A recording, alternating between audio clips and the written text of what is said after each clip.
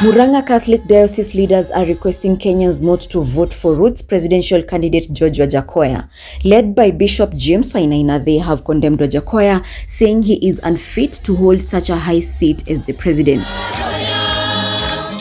Speaking in Kangare Parish, the bishop said it was wrong for a leader to encourage strong illegalities, saying his sentiments will encourage drug abuse and trafficking, terming them as wrong, unethical, and should be condemned.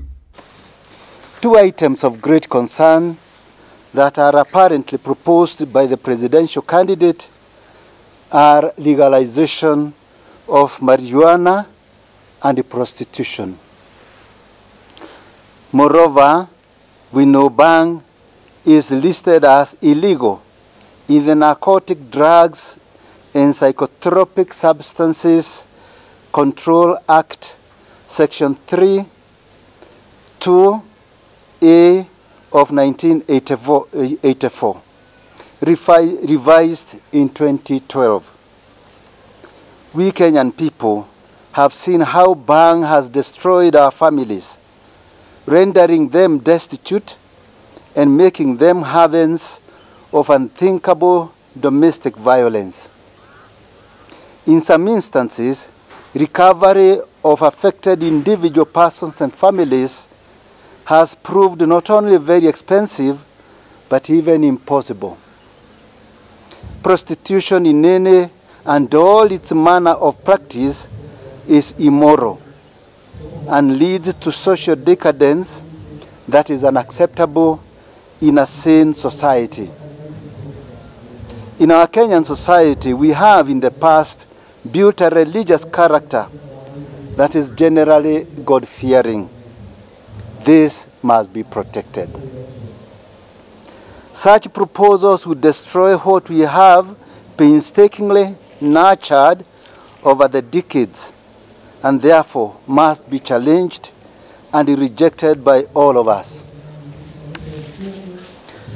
It is unthinkable that a party proposing a candidate to the highest office in the country would propose legalization of marijuana and prostitution.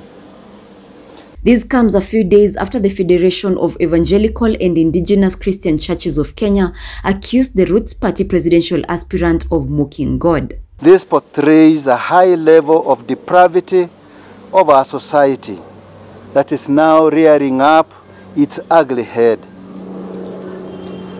It is equally unthinkable to propose cultivation of marijuana for export as a solution to the economic problems of our country, replacing some traditional cash crops.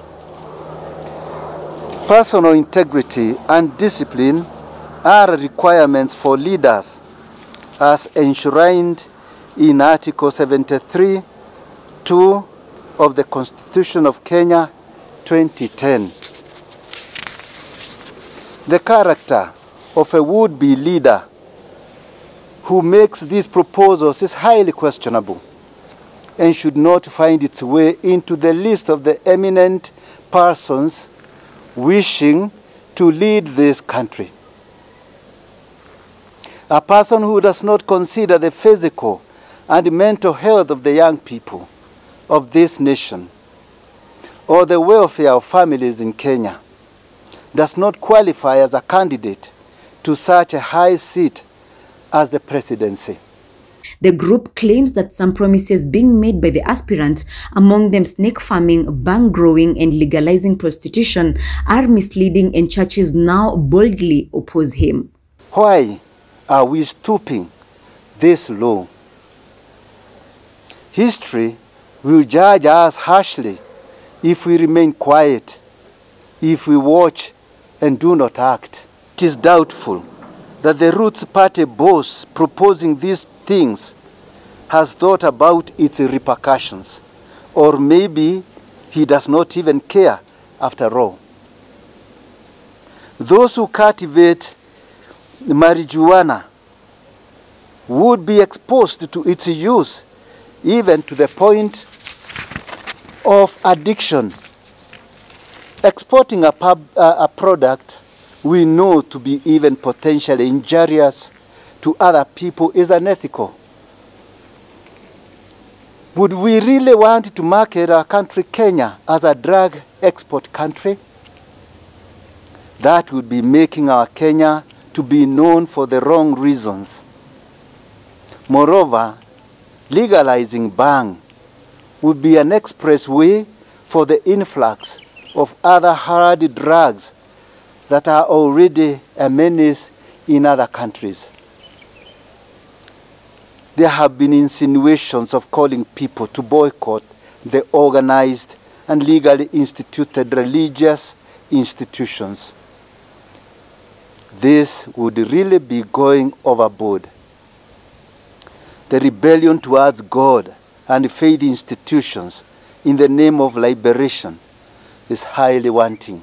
Wainaina said it is unthinkable that a party proposing a candidate to the highest office in the country will propose legalization of marijuana and prostitution.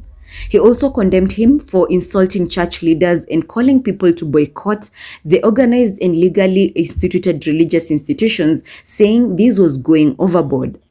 In conclusion, I say silence can be interpreted as consent. What does the silence of the authorities in the government mean about this matter? There is also a noticeable silence by the other candidates to presidency. We cannot keep silence in front of these proposals without the young and the youth and children assuming that we accept them. We do not accept the proposal of legalization of marijuana and prostitution.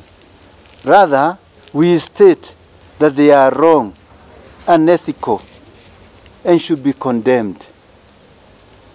We strongly stand for values in the society. They matter. We are therefore calling upon the relevant authorities in our country that deal with ethics and good public order to take action against these misleading utterances. During the launch of his manifesto at KICC, Wajackoya also said Kenyans will start snake farming and anti-venom and venom business, adding that he will sell dog meat and hyena testicles to the Chinese. The Union of Veterinary Practitioners, however, condemned the proposal, saying it is a recipe for yet another pandemic.